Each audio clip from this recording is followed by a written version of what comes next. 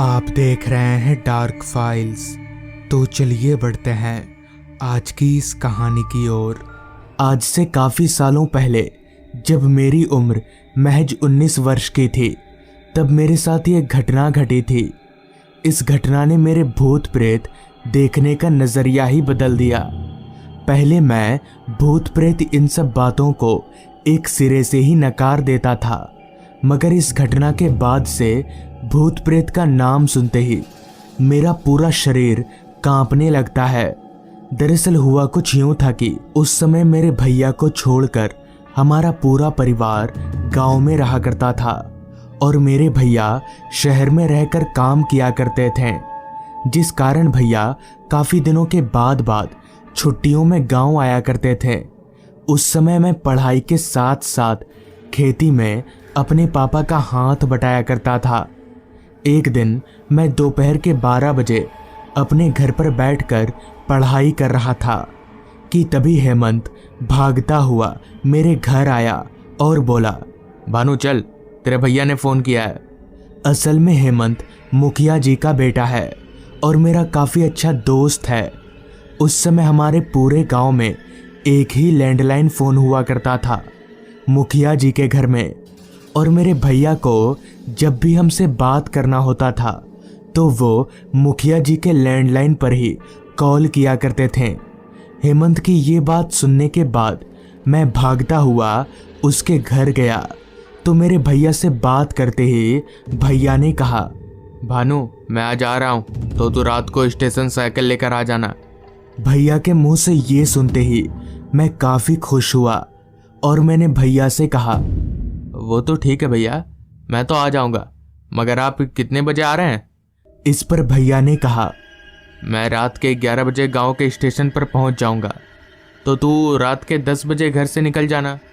इतना बोलकर भैया ने फ़ोन रख दिया, जिसके बाद मैं भागता हुआ अपने घर गया और घर वालों को पूरी बात बताई।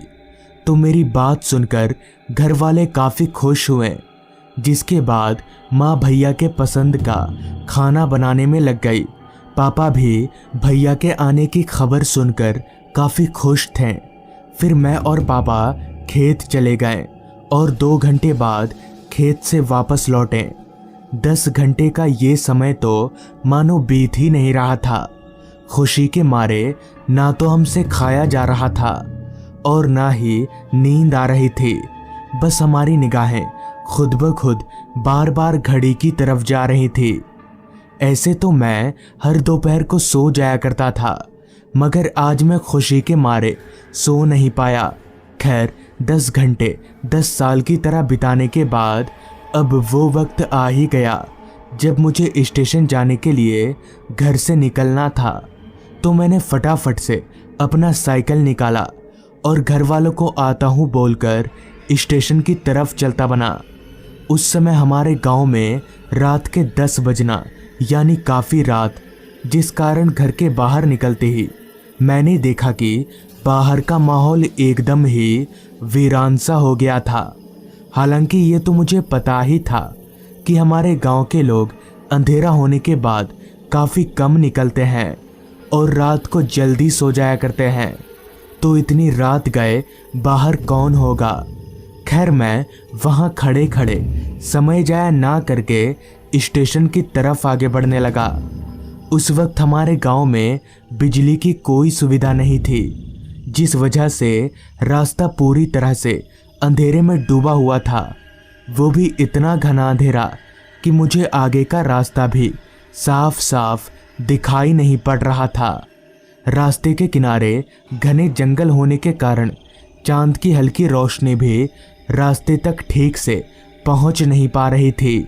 खैर भला तो हो इस बात का कि उस समय हम सभी लोग अपने साथ रात के वक्त एक टॉर्च रखा करते थे, जो रात के अंधेरे से लड़ने के लिए एक हथियार का काम किया करती थी।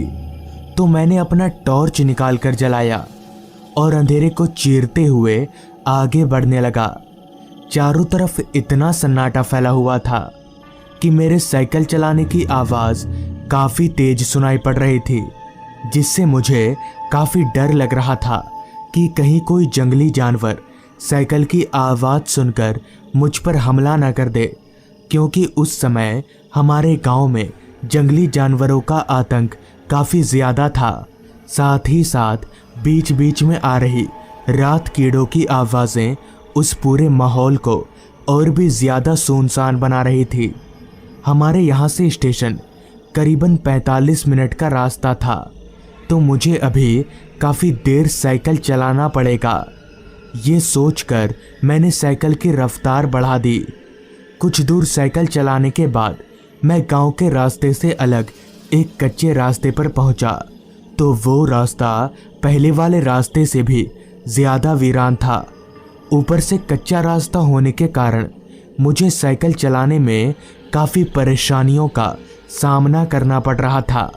खैर, अभी मैं आगे बढ़ ही रहा था कि तभी अचानक मेरी साइकिल एकदम से रुक गई। मगर ऐसा कैसे हो सकता है? चलती साइकिल अचानक से कैसे रुक सकती है? मैंने तो ब्रेक भी नहीं दबाया। मैं पेडल मारकर साइकिल आगे बढ़ाने की काफ़ी कोशिश कर रहा था, मगर मेरी साइकिल थी जो आगे बढ़ने का नाम ही नहीं ले रही थी। मुझे समझ नहीं आ रहा था कि आखिर मेरे साथ हो क्या रहा है। मेरी साइकिल आगे क्यों नहीं बढ़ रही? कहीं साइकिल के नीचे कुछ फंस तो नहीं गया? ये सोचकर जब मैंने अपनी निगाहें पीछे घुमाई तो मेरे होश उड़ गए और मेरा सर एकदम से घूमने लगा। मुझे मेरी आंखों पर विश्वास नहीं हो रहा था, क्योंकि मेरी साइकिल किसी चीज़ में फंसी नहीं थी, बल्कि एक आदमी पेड़ के ऊपर बैठकर अपने लंबे हाथ बढ़ाकर मेरी साइकिल को पीछे से पकड़कर रखा था। मगर किसी का हाथ इतना लंबा कैसे हो सकता है? जिसके बाद मैंने अपनी टॉर्च की लाइट को पेड़ के ऊपर बैठे उस आदमी की ओर घुमाई, तो उस आदमी के ऊपर टॉर्च की लाइट पड़ते ही जब मैंने उसका चेहरा देखा तो मेरे शरीर में खून की जगह करंट दौड़ने लगा और मेरे हाथ पैर ज़ोर ज़ोर से कांपने लगे, क्योंकि उस आदमी का चेहरा पूरी तरह से सफ़ेद था और उसकी आंखें लाल चमक रही थी। साथ ही साथ उसके सिर पर 2 सींग भी निकले हुए थे। ये देखकर मैं समझ गया कि वो कोई इंसान नहीं बल्कि एक शैतान है, और शायद वो शैतान अब मुझे भी मार डालेगा। मुझे समझ नहीं आ रहा था कि मैं करूं तो करूं क्या, कि तभी उस शैतान ने अपने लंबे हाथ बढ़ाकर मेरा गला पकड़ लिया। अब मैं अपने बचने की उम्मीद छोड़ चुका था और मैंने अपने आप को मरा हुआ मान लिया था। फिर भी मैं हिम्मत जुटाकर उस शैतान के हाथों से अपने गले को छुड़ाने लगा, और शायद उस दिन मेरी किस्मत में मरना नहीं लिखा हुआ था, जिस कारण उस भूत के हाथ से मैंने अपना गला छुड़ा लिया और मैं सीधे भागता हुआ स्टेशन पहुंचा, जहां मेरे भैया मेरा ही इंतज़ार कर रहे थे। जिसके बाद मैंने अपनी पूरी आप बीती भैया को बताई और मैं उनके साथ वापस घर आ गया। तो दोस्तों, ये थी आज की कहानी। अगर आपको ये कहानी पसंद आई हो तो चैनल को ज़रूर सब्सक्राइब कर लें। तो मैं आपका दोस्त आर्यन जल्द ही मिलूँगा आपसे ऐसी ही एक कहानी के साथ।